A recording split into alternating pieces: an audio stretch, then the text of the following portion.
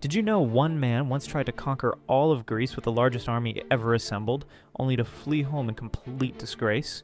In 480 BCE, Persian King Xerxes I gathered over 1 million soldiers from across his empire. He built a mile-long bridge of boats to cross the sea and carved a canal through an entire mountain just to move his massive forces.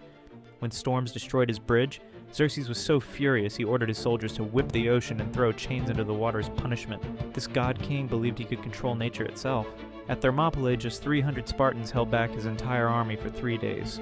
But the real disaster came at Salamis, where Greek ships trapped his fleet in narrow waters and destroyed it completely. The man who claimed divine power over the seas watched his navy burn from a golden throne on the hillside. Within months, Xerxes abandoned his army and fled back to Persia in shame. His remaining forces were crushed at Plataea. The largest invasion in ancient history had become the most spectacular failure, all because one king's arrogance exceeded his wisdom.